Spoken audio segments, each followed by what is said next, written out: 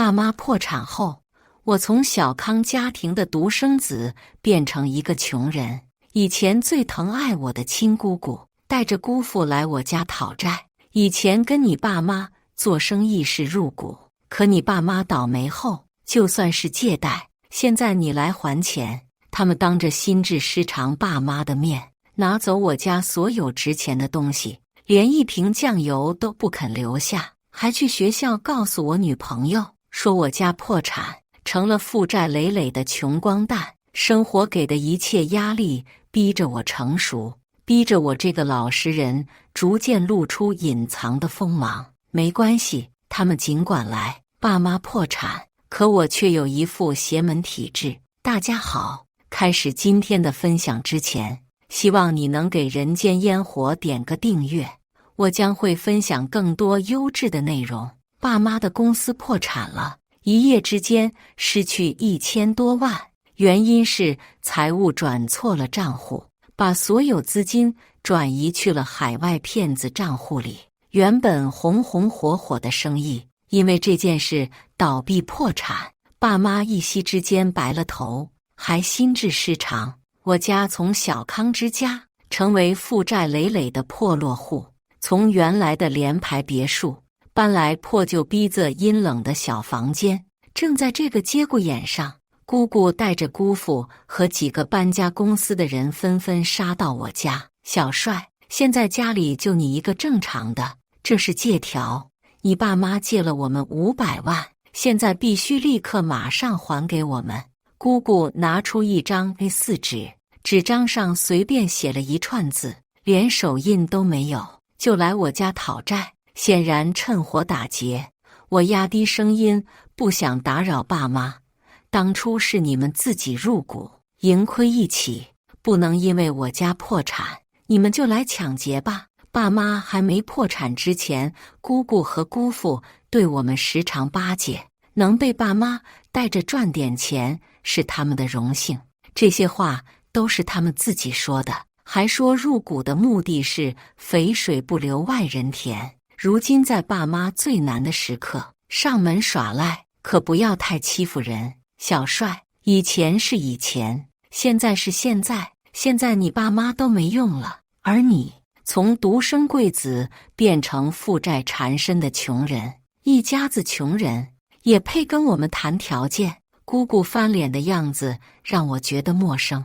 都说亲妈假舅妈，半真半假是姨妈。破产之前，姑姑把我当掌中宝贝，整日对我嘘寒问暖，经常打电话求着我去她家里多走动，说我是她的娘家唯一亲侄儿。小帅，你可是姑姑的心头肉啊！从小到大，姑姑对你疼爱有加，你长大后可别忘记了姑姑。我对姑姑向来有感情，不亚于自己的亲生父母，所以她此时此刻的做法让我愤怒而又伤心。但现实告诉我，我必须支撑这个家，一个支离破碎的家。姑姑，你当真斩尽杀绝？你不后悔？不要叫我姑姑，你不配，我可没有穷侄儿。姑姑又十分不耐烦，我立马改口：好的，叔叔阿姨，我家里没钱，什么都没有。姑姑看了一下瑟瑟发抖的爸妈，晦气无比地吐了一口唾沫，然后对姑父说：收拾东西，把家里所有值钱的东西手指走，再剁掉他一根手指头，给他1年期限还钱，若还不还，我要了他的命。姑姑眼神始终放在我身上，她的话让我浑身发寒，牙齿发颤。只因前不久我们还亲如一家人，这一时却如此相残，他们会后悔的。姑父急忙叫人把家里所有能值点钱的东西全部搬走，连剩下的半瓶酱油也拿走。厨房空空如也。搬东西时，姑姑瞅着我的手，吩咐道：再砍掉他一根手指头，砍食指。食指多重要啊！看姑姑的眼神还瞅着我右手的食指。此时我已经被姑姑的冷漠刺激得没几分伤感，反而有点隐隐的期待。并非我好久没有受虐过，我天生比较邪门，爸妈不清楚我有邪门体质，但是我很清楚，从小欺负我的人都不得好死。小时候，老家在农村，我在村子上学，长期被几个同学霸凌。有一次，一个同学把我约到池塘边上，指着浑浊的池塘水，听说这个池塘里有恶魔，有妖怪，爸妈说不能来这里游泳。正好今天把窝囊废推下水中试试看，看看水中有没有妖怪。他们口中的窝囊废就是我。我当时害怕极了，求饶不管用，跑也跑不过。他们几个孩子抓住我，把我往水里丢。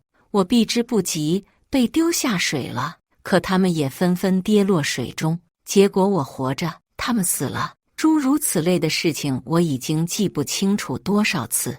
都是虐我的时候，他们自己倒了霉。如今姑姑姑父他们所作所为，等于自找死路。若是谁伤了我的手指头，我轻轻闭了一下眼睛，谁就会被反噬。我之所以伤心痛苦，是姑姑姑父以前对我好，我对他们保留亲情的幻想，结果他们做事太绝。姑姑姑父，你们当真要砍掉我的手指头？要知道这是我的右手，食指多重要啊！把我手指头砍掉后，我就是残疾人了。姑姑眼里顿时充满阴鸷之气。残疾人算什么？你好歹还活着，一条命才20万呢，欠我家的钱可以买多少条人命？让你活着，已经算我仁慈。姑姑和姑父常年厮混，凭借不光彩的手段捞了一些钱。以前爸妈耗着的，他们不会太过分。我也睁一只眼闭一只眼，如今才知道他们多恶心。姑父急忙挥手，几个男人上前把我按在地上，强势把我手掰出来。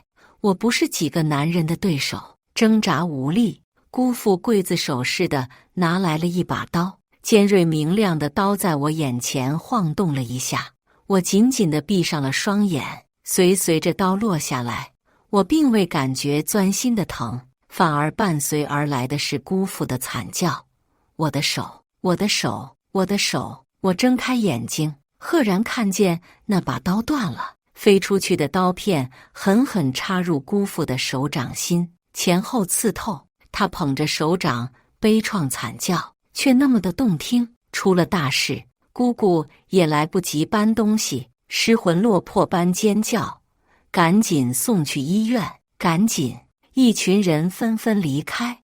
我从地上狼狈如狗站起来，整理一下身上的衣服，把家里的东西重新摆好，我便从容走去我爸妈跟前。爸妈痴傻惊愕万分瞅着我，我伸出手抚在他们肩膀上：爸妈，儿子会养你们，你们放心。从此以后，我要肩负起家里的一切，所以我做的第一件事便是退学。虽然我有点邪门体质在身，可终究家里还是破了产。我现在唯一能做的，同时还能照顾爸妈的工作，就是修鞋。小时候在农村生活时间长，跟着爷爷学了一些，如今正在楼下街道修鞋，能随时抽身照顾爸妈。我虽心累，但更要好好活着。只有活着，才能有希望，才能不断创造奇迹。当然，穷人是很少有奇迹的，只有悲惨的厄运。修鞋没几天，同时发生了2件事。一件事是姑姑姑父的公司出了人命，姑姑用10万就想打发人家，只因为出事的小伙子的父母是农村人，一个聋子，一个哑巴，原本要赔偿100万，如今姑姑姑父只愿意赔偿10万。小帅少爷，劝劝你姑姑和姑父吧，那一家人太惨了，独生子都死了，只赔偿10万块钱，而且那10万买的还是物资。你姑他们直接给人家聋哑人拉了几吨烂苹果和几吨矿泉水，不给1分钱。给我打电话请求帮助的是姑姑工厂的员工，他用心力交瘁的口吻对我控诉。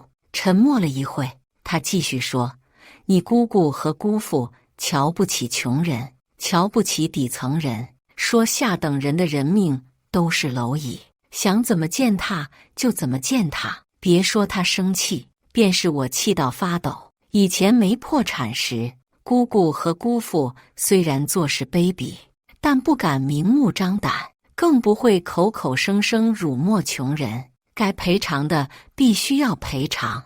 如今爸妈不好，他们原形毕露，目中无人，胡作非为。”我听闻后冷冷地说：“我知道了，但是要等等，他们会有报应的。我体制邪门，但并非刹那之间就能把他们弄得家破人亡。不过为了加快教训进程，我还是得主动接触姑姑和姑父他们才行。正好给狗男女找点事。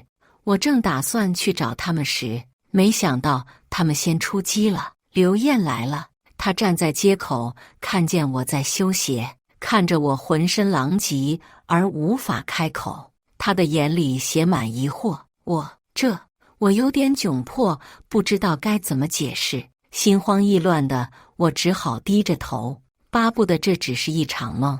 刘燕却缓缓来到我面前，她声音有几分挣扎：“你怎么沦落成这样了？张小帅，你说话呀！你怎么沦落成这样了？”刘燕是我的初恋女友，也是学校很多人的白月光，能追到她是我的荣幸。我家破产后，我压力巨大，也实属狼狈，便主动退学。对于这个女生，我也只是来了一个不辞而别，所有账号拉黑，因为我最害怕她看到落魄狼狈的我，那种满满的耻辱感让我恨不得钻进去。如今我就是这样的心境，双手死死抓住自己的裤子，好想找个地洞钻进去。刘燕，这还有什么好说的？你的男朋友破产了，家里欠了几百万，房子车子都没了，爸妈傻了。从今以后他可不是富少爷，而是穷人，一个给不了你任何未来的穷人。显而易见，难不成你还要帮助他？随之而来的是我那阴魂不散的姑姑。刘燕是被他叫来的，欣赏我的狼狈不堪，羞辱我的尊严，侮辱我的骄傲，让我抬不起头。动物界求偶的雄性都要展现自己最好的一面，此刻我有见光死的难堪。刘燕满眼悲愤：“既然如此，那我们就分手吧。你什么都不解释。”随后他急匆匆转身而走。姑姑来到我面前，满意的欣赏我抬不起头的样子：“你最爱的女人离开了，哲儿，贫穷的滋味是不是很难受？既然难受，不想姑姑缠着你，那就还钱，赶紧还钱，用一切手段还钱，坑蒙拐骗，只要你有那个心思，就还是姑姑的好侄儿。姑姑给你介绍一份工作，你去打电话，在写字楼里打电话，能骗多少是多少。”他伸出手给了我一张名片，亮闪闪的钻石戒指在他手上显得十分贵重。他眼里充斥着上等人对下等人的蔑视。我没接名片，名片掉落在地上，我抬脚把名片踩在脚下。贱人！他一个巴掌朝我脸上扇过来。我原本可以避让，但是我没有，因为任何人在接触性伤害我的时候都会反弹回去。结果姑姑用力过猛，伴随一个巴掌，她惨叫一声，又叮咚一下，闪亮的钻戒成为一个抛物线，落到不远处的臭水沟里。姑姑的手掌从手腕处脱臼，已经凸显出奇怪的畸形。她脸色煞白，心疼自己的手，却又不断看着臭水沟，可惜她那大钻戒。姑姑，不要随便欺负人，你会遭报应，会被反噬的。她没听到我的提醒，反而咬牙拨打120。她已经龇牙咧嘴，浑身冒汗。不过凡胎一个，还真以为自己无法无天，天道宠。我的话伴随微风散去，姑姑肯定没听到，即便是听到，她也不会相信，因为恶人敬畏天地，敬畏神灵。唯独瞧不起穷人。就算是2次意外，他们也不会觉得我一个穷人能起什么作用，必然还会对我疯狂反扑。但是我等不及，我准备了一番，回去给爸妈做好饭，便打算去看我姑父。姑父手上有伤，我这个侄儿正好送关怀时期，若是他能打我几次就好了。我嘴角咧开好看的弧度。姑父在医院，姑姑也在医院，一个手脱臼，一个手穿孔，2个正处理了伤口，骂骂咧咧。小帅是不是有点邪门啊？2次都是我们动手，却自己倒霉。姑父看着自己和姑姑的伤，眼里闪过一丝疑惑。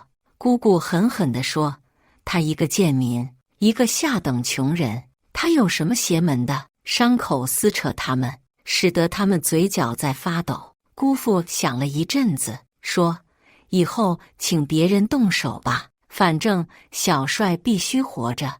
我还想着把他弄来我们的流水线，往死里折磨还债，最好未来30年活着的每天都在我们车间加班加点。”姑姑眼里流淌过一丝狡黠：“你说的也不是不行，他只有在我们手里才受控制。和我有血缘关系的亲姑姑，言谈举止把我当仇人。曾经他舔狗一样对我们巴结跪舔，如今口口声声说我们是下等人、穷人，他一朝得势罢了。若不是爸妈的帮助，他很小时候就被拉出去结婚，一胎8个儿子。如今有点地位之后，反而对我们赶尽杀绝，当真虚伪亲情。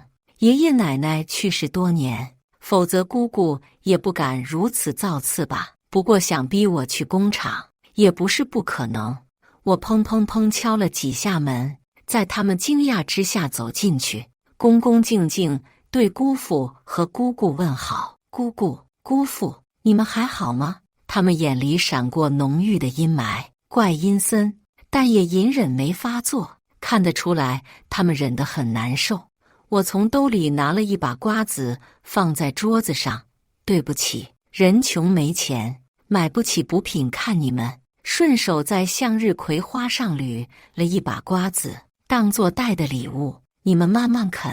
羞辱性极强，他们应该忍不了吧？2人眼里果然充斥着愤怒，尤其是姑父，戾气丛生。他缓缓站起来，走到我面前，比我高半个头，身子也比我强壮半扇。若是一拳头打过来，我肯定不是他的对手。可我不怕，我就是来找死的。小帅，你现在孤苦无依，连一个叫花子都不如，你怎么有脸挑衅我们？奇怪，姑父竟然不动手打我。姑父，嗑瓜子啊，右手不行了，还有左手，不耽误。我继续挑衅。姑父顿时抡起沙包大的拳头砸过来，我闭眼迎接的时候，他忽然止住了。他在我肩膀上轻轻一拍：“行，不愧是我的好侄儿。我嗑瓜子，我给你安排了一份工作，你来我们车间吧。”他改变了语气，眼里含笑，虽然笑容不达眼底，可态度总是温软了几分。这是生怕我不上钩，我还就杵着不说话，看看他们给我抛来什么诱惑力。姑姑见我不吭气，对我态度好转不少。小帅，你是男子汉，如今家里出了问题，你就应该站起来，明白吗？我佯装愕然问道。所以姑姑，你还是喜欢我的？姑姑点点头。你是我的血亲，我自然喜欢你。这段时间是为了给你看人间险恶，现在给你一个机会，你去车间里上班好不好？狗屁血亲！姑姑自己有2个儿子，每个人都只心疼自己的孩子，所谓侄儿，哪里比得上自己的亲儿子？还血亲，他也好意思说？我心知肚明，抹了一把眼泪，半蹲在地上。没人看得清楚我的情绪，但他们满意交换眼神的动作却在我的余光里。姑姑、姑父叫我进去车间，你们承受得起吗？那就感谢了。可福利待遇如何呢？我仰起头，佯装天真问道：“8000个月，你看如何？”姑姑看着流浪狗似的看着我，以为我会感激涕零。我表面的确感激涕零，谢谢姑姑，谢谢你们给的机会，我肯定会好好干活。可是我爸妈没事，你爸妈是我哥哥嫂嫂，我会给他们请护工。姑姑笑眯眯地说：“我信他个鬼，肯定没人管我爸妈。可是我要办一件大事，我不仅仅要他们家破人亡，还要他们把吃进去的都吐出来。被他们坑害的底层人太多，聋哑夫妇失去的独生子的这种例子肯定不少，所以我必须亲力亲为。行侠仗义是我从小的梦想，这一刻尤为强烈。我联系了我一个哥们，从小关系极好的，让他帮忙照顾我爸妈，这才放心一脚踏入车间生产基地。硕大的机器发出轰隆而又聒噪刺耳的声音，车间里几十个工人脸色早就呈现不健康的状态了。平日生活有油没盐，姑姑姑父喜欢雇佣农村出来的小伙子，家里穷力气大还好打压，尤其是父母残疾没任何学历的孩子们，他们天生自卑，为奴为婢，社恐怕生，不敢出门，哪怕备受搓磨，被拖欠半年的工资，他们也不敢吭气。只是看到我进入车间后，他们脸上纷纷写上了好奇。小帅少爷，您怎么能来这种地方呢？车间生产需要体力，你金贵得很，还是出去吧，这种事我们来做就行了。那些个工人纷纷要求我出去，可是我能出去吗？我不能出去，我必须留在这里。我跟随他们忙活起来，便有意无意询问：“你们工资多久没给了？”“半年了。”“每天吃的伙食咋样？”“最近一直青菜豆腐，1碗米饭，根本吃不饱，只给睡5个小时，根本不够睡觉。有没有想过出去？”我问道。他们眼里只有愕然和窘迫，没有下一步回答。我深呼吸一口气，半年没发钱，爸妈还没破产时，姑姑和姑父信誓旦旦说工人工作福利待遇好，也没人说他们这么惨，都是爸妈的好儿子，凭什么这些人备受搓磨？第一天，我在腰酸背痛之间等到吃饭时间，吃饭时，盛饭的工作人员勺子抖了又抖，最后在米饭里撒了一点烫水。所有人都一样，包括我也不例外。米饭加生，汤水清淡没油，这谁能吃得饱？反观不远处有迈巴赫豪车开过来，走下来的是姑姑的小儿子，也是我的小表弟，一个贵族私人学校的初中生。他穿着几千块钱的鞋，被保安众星拱月般迎接进来。看见我时，小表弟忽然扑哧一笑：“表哥，这是你吗？你怎么这么穷，吃猪食了？”爸爸妈妈说：“你家破产。”原来破产就当猪啊！表哥，你干嘛盯着我？你的死鱼眼好可怕，跟个野鬼一样！哈哈哈！小表弟这个混小子，平日里喜欢显摆，作恶多端，没少欺负人家弱势群体，常年虐杀猫狗录制视频。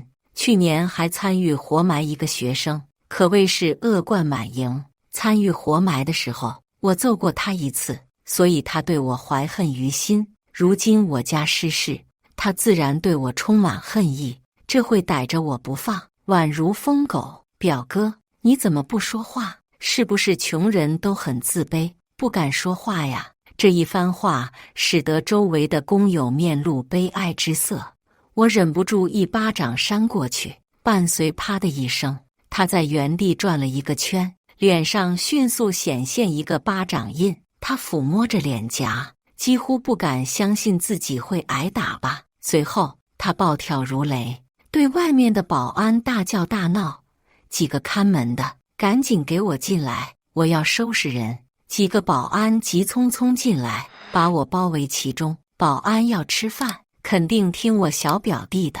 我被按住之后，小表弟眼里更加狰狞，有不可描述的亢奋因子，好似一个暴力狂。表哥，你以为你还是原来的少爷吗？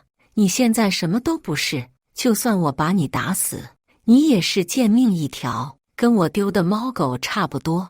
他说话时并没停止手中的动作，而是从容不迫拿出胶水，工业胶水，粘性特别好。他让保安把胶水抹在墙上，把我表哥贴上去，贴成一个大字。保安把我粗暴按在墙上，胶水十分有粘合力，让我瞬间无法动弹。我想到小表弟虐猫也是这样的，把猫的四肢粘在桌子上，然后用刀划拉。他想一样，见我被粘在墙上，周围人都不忍心，但是谁也不敢上前，没人敢招惹这个恶魔。表哥，我对你可跟对猫狗不一样，我对你会温柔很多，最多在你身上划几刀，不会让你死。小恶魔晃动刀子和肩膀，朝着我缓缓走来。我低着头，嘴角带着笑意。他对我越狠，反噬得越厉害。姑父要剁我手指头，结果刺穿他掌心；姑姑掌掴我，结果手脱臼。小恶魔粘着我，又要伤害我，他会遭遇什么呢？我也有点兴奋。小表弟，你动手啊，别杵着看，赶紧动手。你不动手就是孬种，有本事你直接把我杀了。你过来啊，朝着我的胸口，快！只要我死不了，你就是窝囊废。我故意激怒他，只要他对我动了杀机，他就不得好死。小恶魔被我刺激得满目通红，如嗜血的凶兽。他咬着牙，双手握住刀子，然后迅速朝着我刺过来。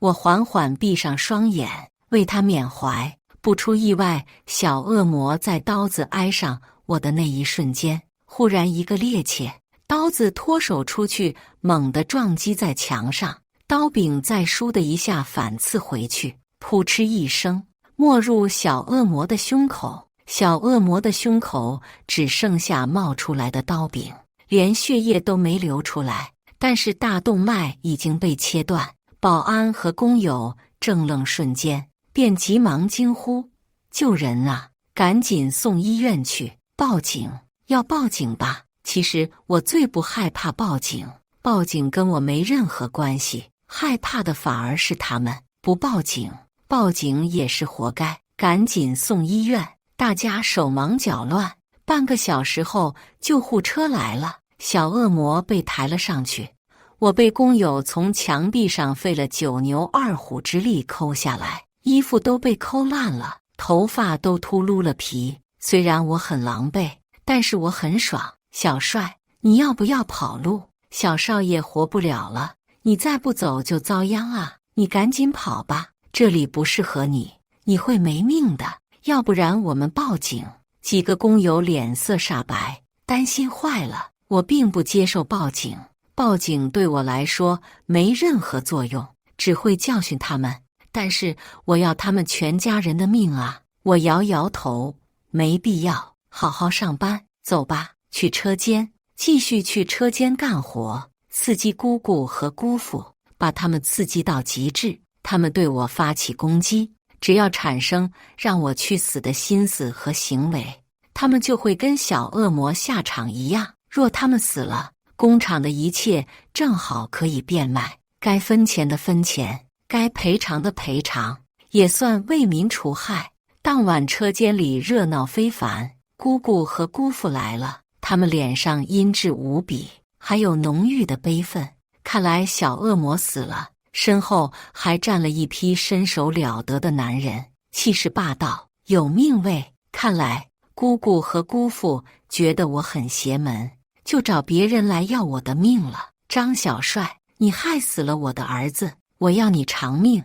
姑姑的声音沙哑，愤怒如火中烧。姑父冷静一点，他没怎么说话，而是对背后人一挥手，把他给凌虐惨死。他是平民，不值钱，只要把他弄死，我一个人给100万。随后姑父让财务搬来1座钱，小山堆似的。身后的工友一辈子都没见过这么多现金，我可太垂涎了。为了弄死我，为了给小恶魔复仇，姑姑和姑父下血本了。姑姑、姑父，你们还有一个大儿子。据我所知，这些钱是你们全部的流动资金，把钱都分出去。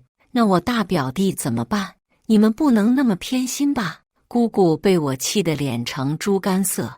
关你屁事！你死了后，我们自然有别的法子赚钱。也是，手段不光彩，坑蒙拐骗一大堆，只要随便推几个工友出车祸，他们就能捞一笔。这是这几天我在工友口中听到的，令人发指。也是，我闷哼一声，随后把眼神放在靠近我的一个人脸上。我对他问道：“你确定要对我动手？对我动手，你会没命的，因为我很邪门。我姑姑姑父都不敢对我直接动手。死去的小恶魔就是因为对我动手，所以被反弹了。你也愿意？”姑姑姑父双双怔愣，不一会，姑姑指着我狂叫：“把他杀了！我一个人给200万！不要听他废话，有钱能使鬼推磨。”我示意无辜者们离开这个地方。等工友走后，就剩下一群恶魔。我趁着脱衣服的时候，打开手机录像，清晰录制这一切。毕竟一会发生血流成河的事，会惊动警方。